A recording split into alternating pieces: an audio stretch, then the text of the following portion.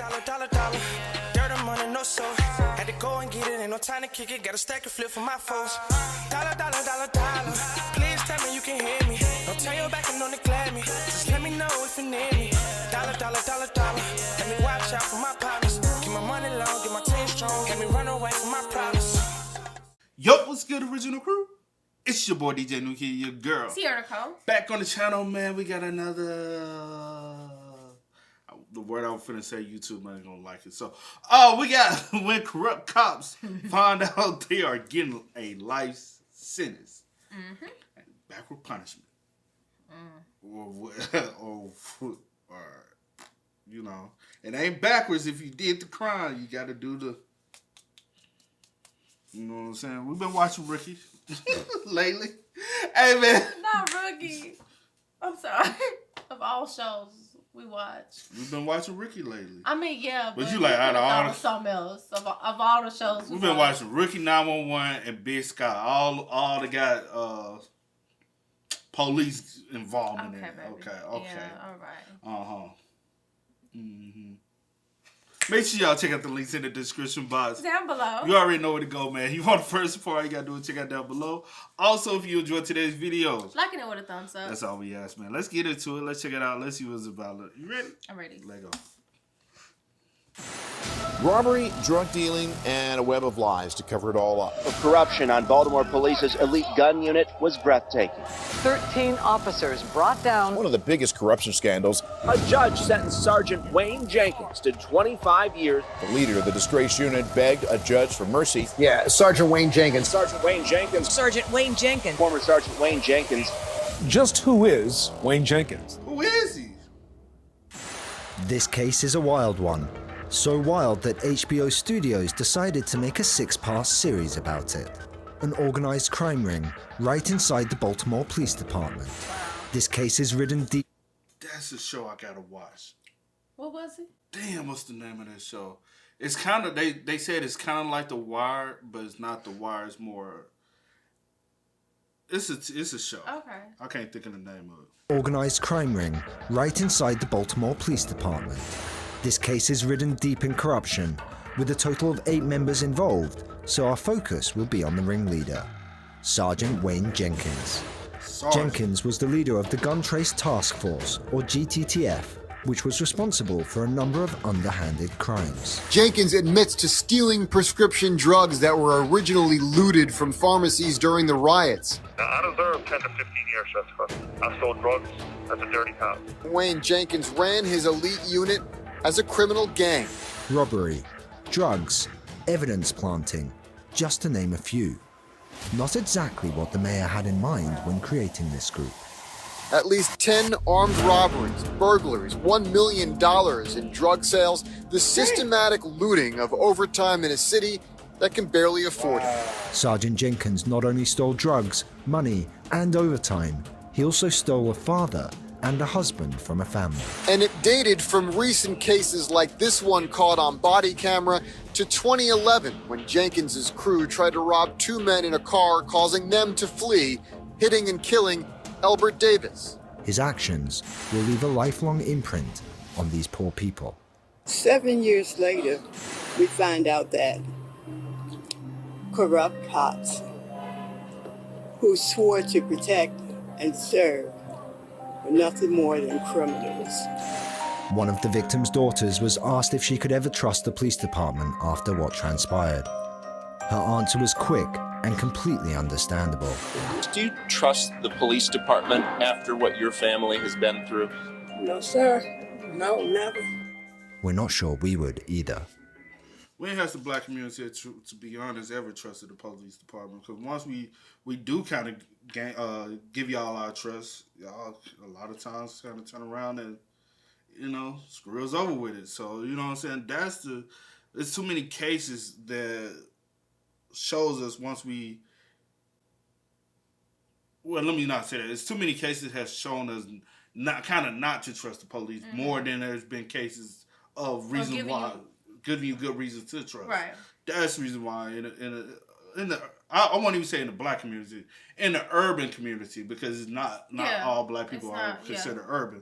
But in the urban community, that's the reason why a lot of us do not trust the police, is because y'all just don't believe us. Also, when we say, hey, they screwing us over, you know what I'm saying? It's, until you catch it on camera or something, and then, oh, I'm sorry, we should have believed you in the first place. Duh. But the question... I'm sorry. No, I was just about to say, sometimes it still be on camera and they still don't, so... Because they, yeah. You know. No, never. We're not sure we would either. But the question still remains. How did years of organized crime in a police force finally get taken down? Inadvertently, one man was responsible. A judge sentenced heroin dealer Antoine Washington for his role in a deadly drug ring. He sold the heroin that killed a teenager from Bel Air. The files say that while wiretaps were being recorded, the voices of these 8 badge policemen turned mobsters were heard frequently throughout. Police were investigating a string of suburban overdoses. They set up a wiretap. They soon found out that Baltimore City police officers were part of the drug trade. Now that's not normal. The investigation into that overdose led the feds directly to the Gun Trace Task Force, a corrupt unit of Baltimore City cops. Upon further inspection, the FBI found that nothing relating to this group of officers was in fact normal. Disgraced detective Mamadou Gondo had been protecting the drug crew, enabling their business to flourish into a multi-million-dollar operation. On top of the recordings, they also discovered a number of official complaints and irregularities against these officers. Further details illuminating the depth of corruption by Jenkins and company that today's plea proves. Goes back at least as far as 2010. Sadly for Jenkins and his team, the FBI now had themselves an abundance of evidence that would ultimately lead to arrests. That was my choice, Jessica. Go to trial and get life. Life in prison with 3 small children. Jenkins was sentenced to... Hold on. Wayne, call you Wayne because your mama named you that. Y'all done arrested other drug dealers and y'all ain't care about giving them life. Right? So why, you know what I'm saying? That's crazy. I go to jail for life. I got 3 small children, Jessica. Y'all, look. Well, like y'all always said to the drug dealers. Compassion with anybody else? Let me say, same way y'all said to the drug dealers.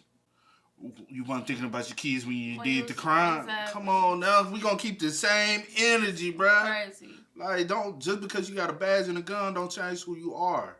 You are a human being just like the next man. Because when you take that badge and the gun off, even though you supposed to always, the reason why you have this badge and the guns is because you're supposed to be a superior of the community. You're held to a certain degree. Even when that badge and gun comes off, you're still held at a higher level than the average citizen. That's the reason why you are. Like in the beginning, you took this oath to protect and serve, and baby honey, you took that oath to F over everybody. Hey, that's crazy, bro. 5 years in federal prison, where he was heard to have wept during his sentencing, begging the judge for mercy. Has now pleaded guilty for his role in the robbery, extortion, and fraud ring while leading the elite Baltimore Police Department gun unit. 9 counts total in 2 different indictments: racketeering, robbery, altering records, and depriving the freedom and liberty of 2 men by planting evidence in a case that sent them to prison. His family had little to say regarding his sentencing. His lawyer, however, did have a few words on his behalf. Mr. Jenkins is extremely remorseful.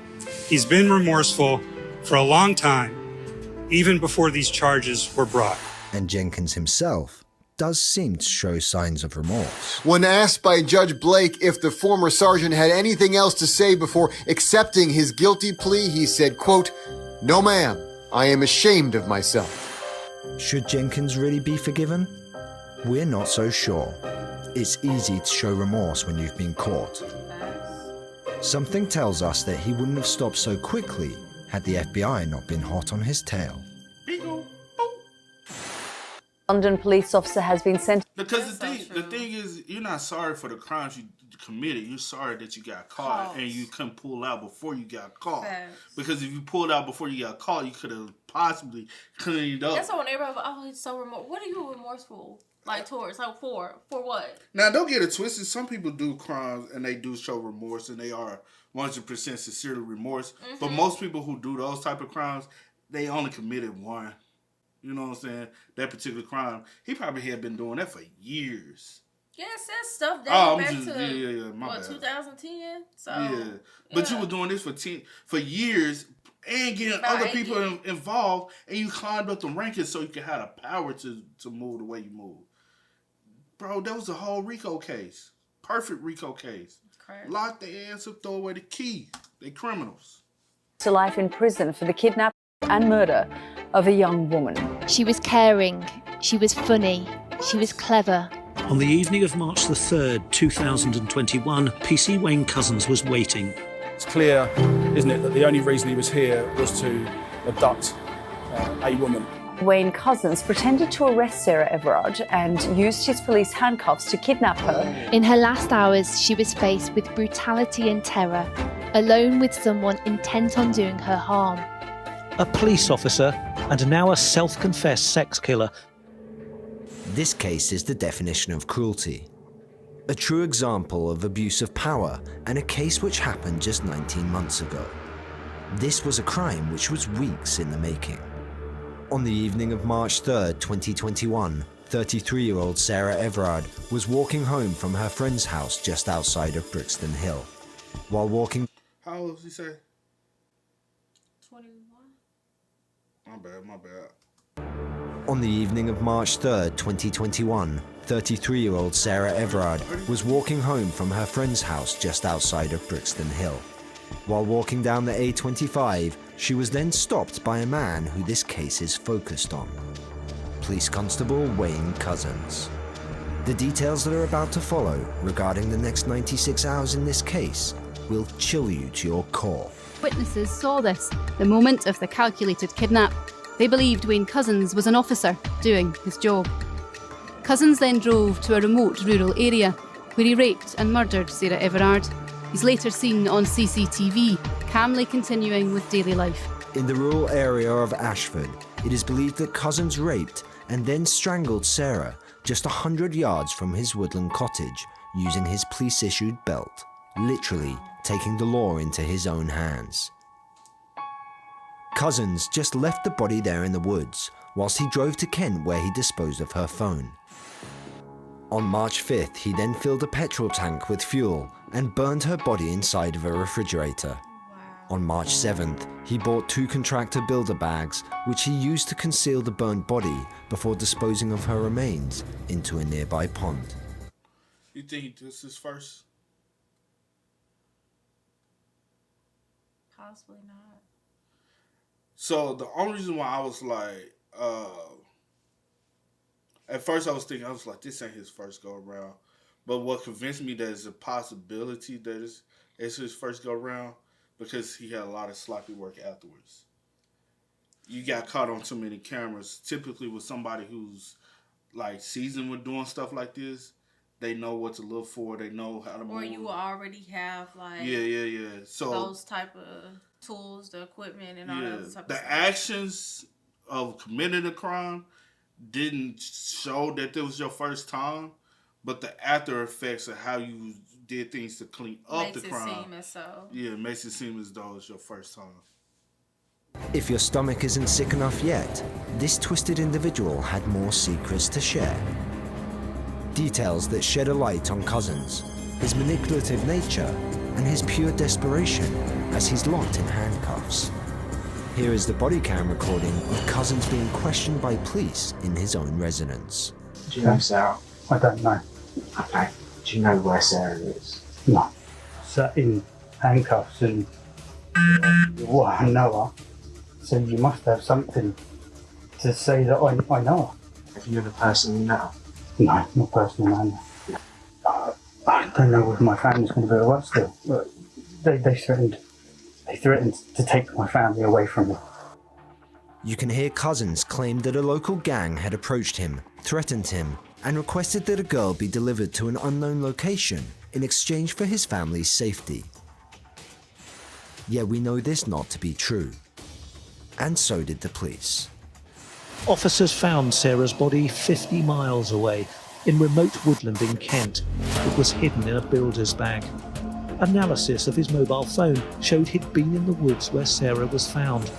These horrific details posed the question, was this really the one and only time Couzens had committed an act this dark?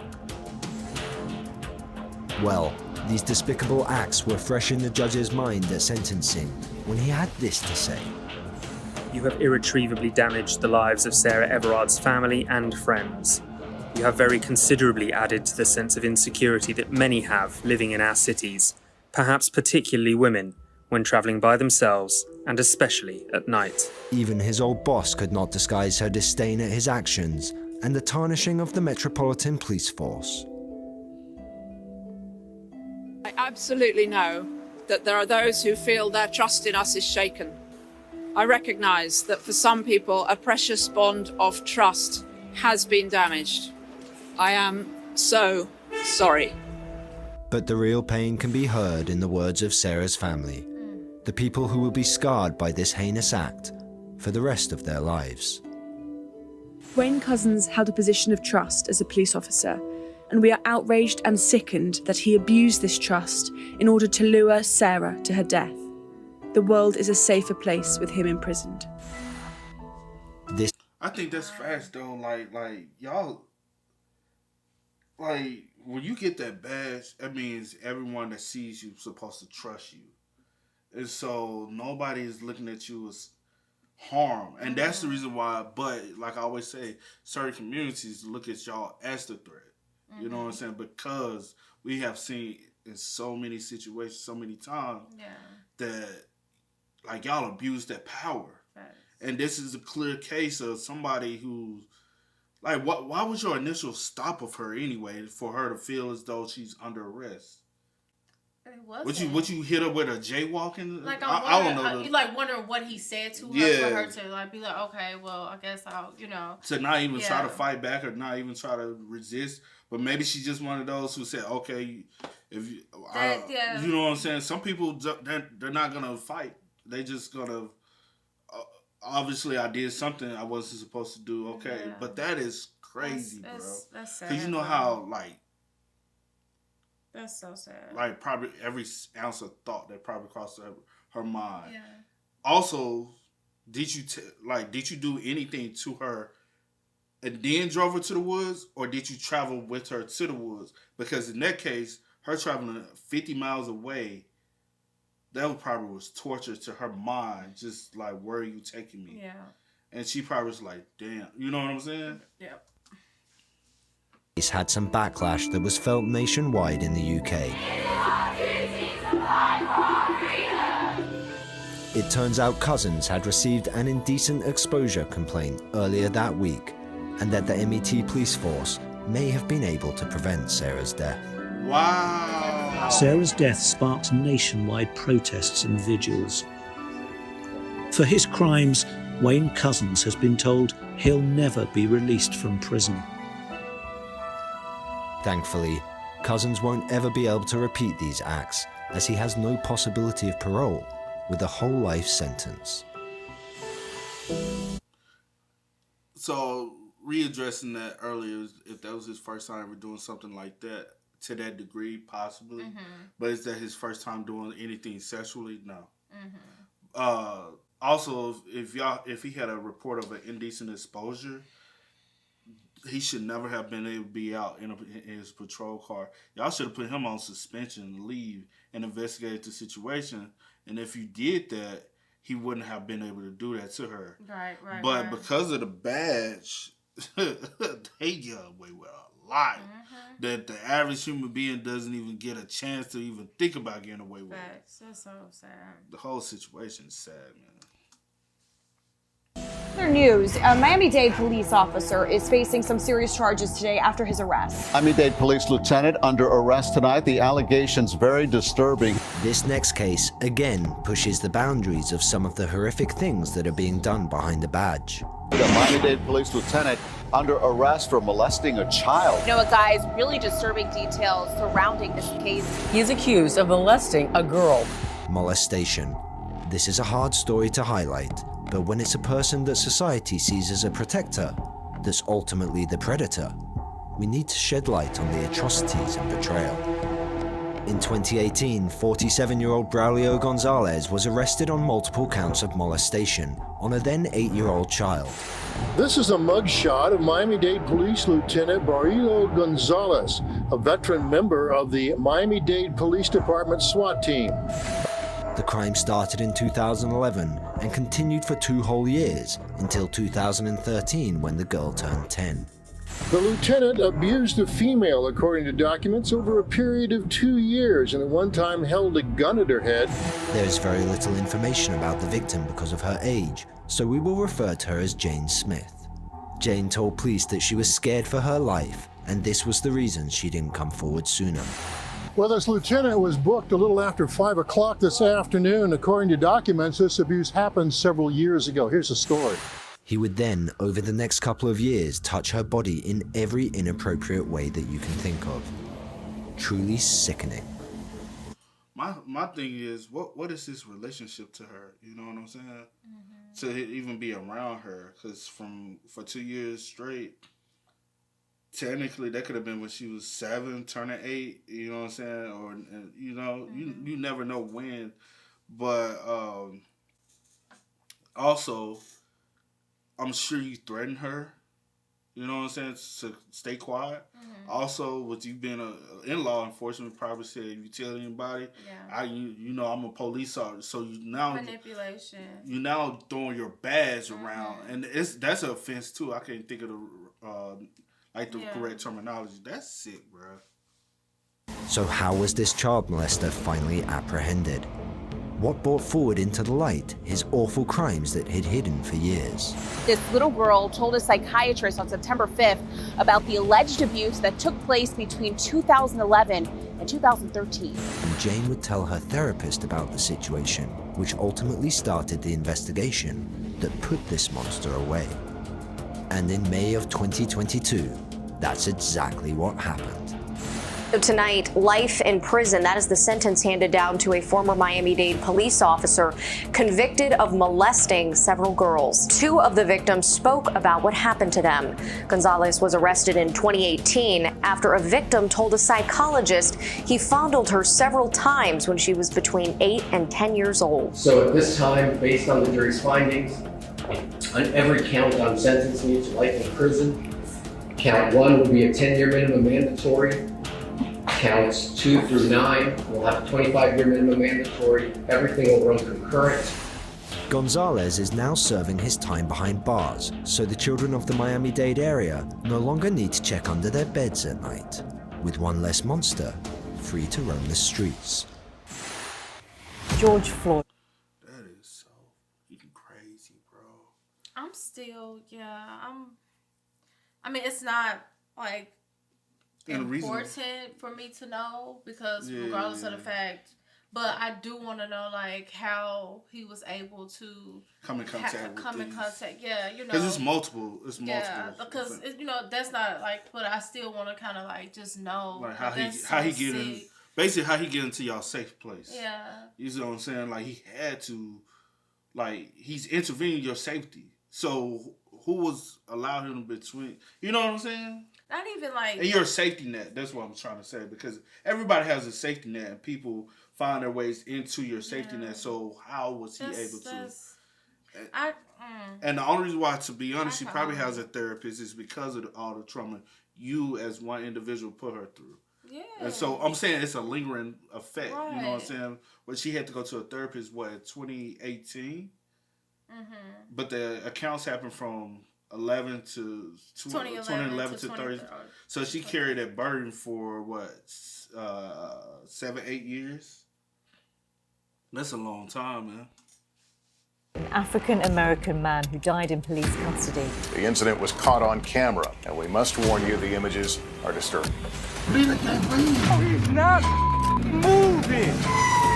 Overnight, nationwide unrest. Curfew goes into effect at 11 p.m. Eastern Time. You can see police here now firing tear gas into the crowd. Large groups torch police cruisers. But we do want justice and we want equality. No, did they kill him, bro? This was a heinous act. An act that exposed a badge-bearing criminal who not only committed a murder in broad daylight, but an act of heartlessness so dark that it shocked the people of Milwaukee and around the globe. This is the murder of George Floyd.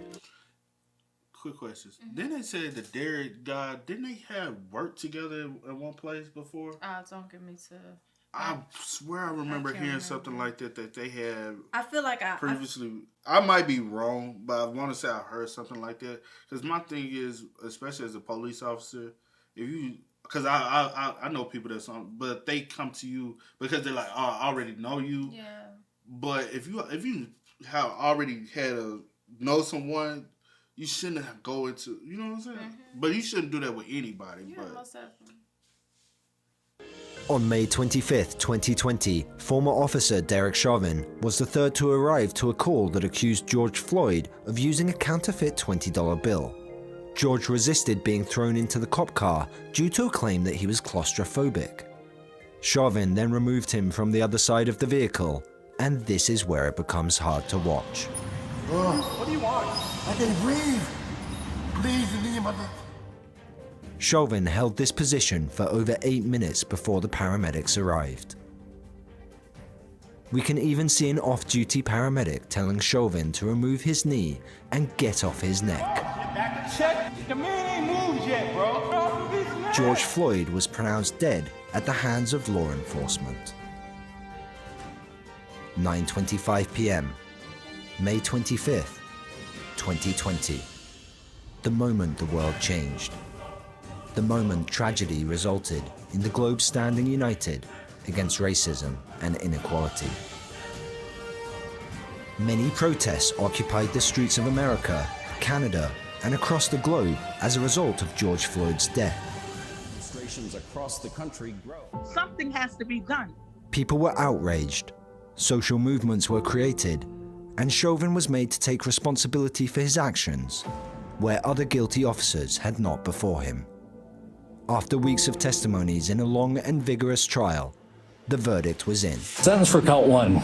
The court commits you to the custody of the Commissioner of Corrections for a period of 270 months. It's 270. Based on your abuse of a position of trust and authority, and also the particular cruelty shown to George Floyd.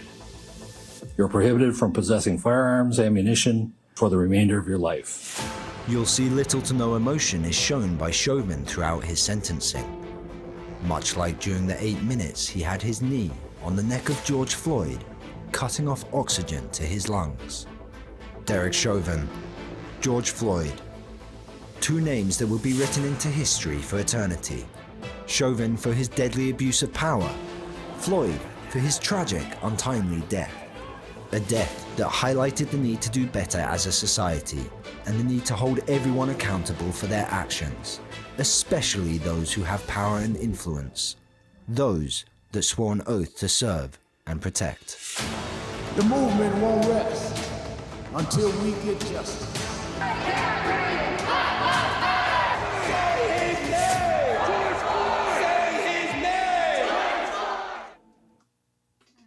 Hey, shout out to Court Cases. Great video. Yeah. Tragic video as well.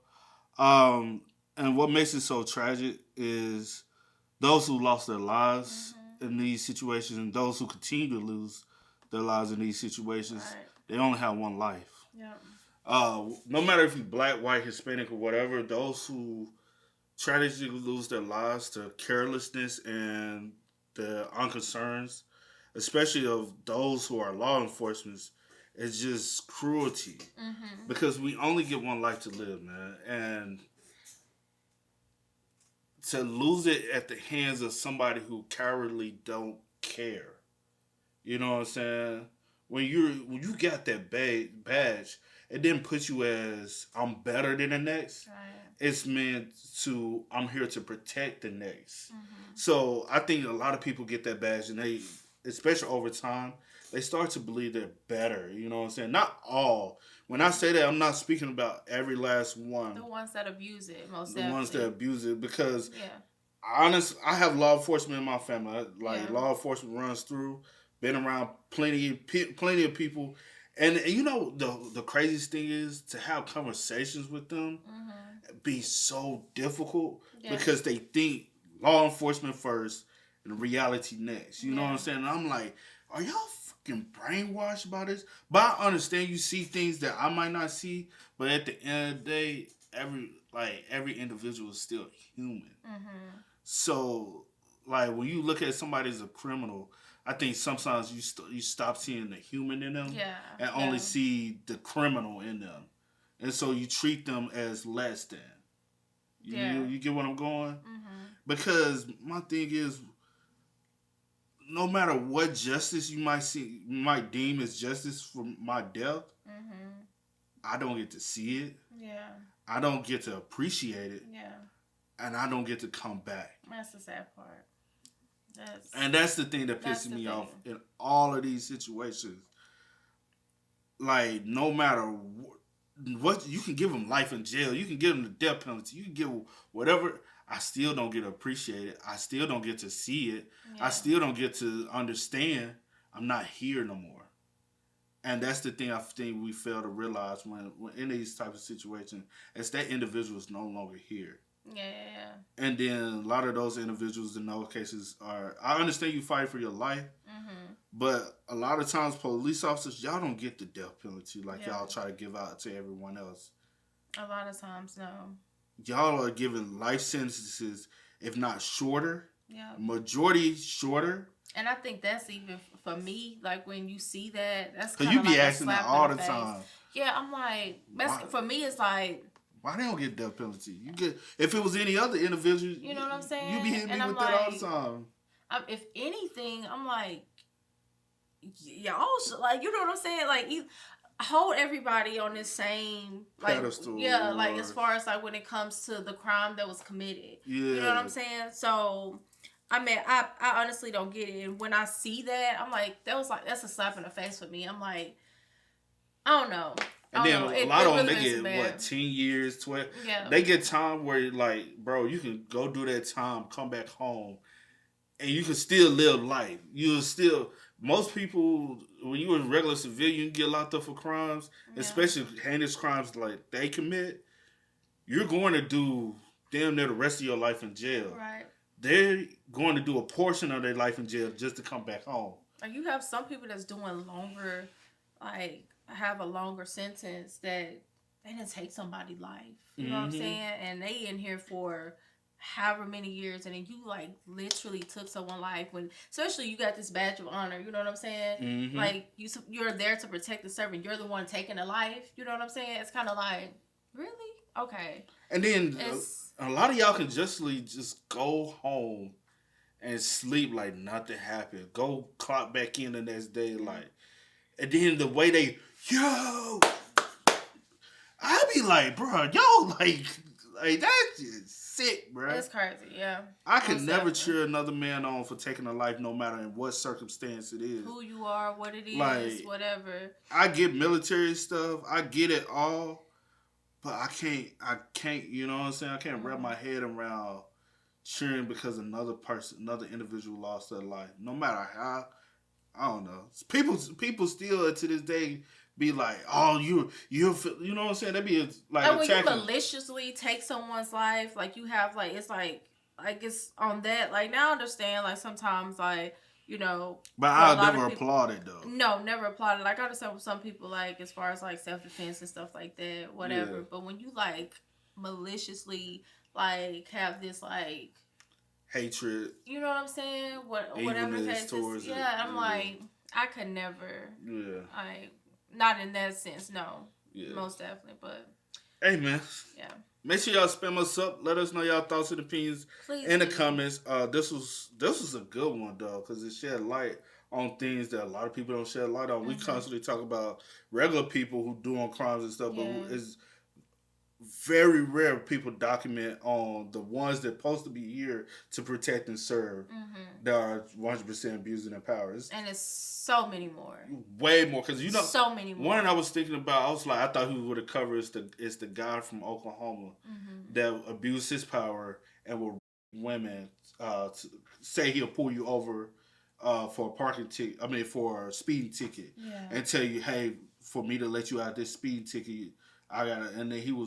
It's probably hours and hours and hours of coverage. I was just I was just so many more. I was just which is so sad. Thinking about that one when it was talking about one. But hey, man, again, let us know how y'all feel, man. But as always, I do go by the name of Jimmy Kid. This is we are y'all. Ain't no time to kick it. Got a stack of flip for my folks. Dollar. Please tell me you can hear me.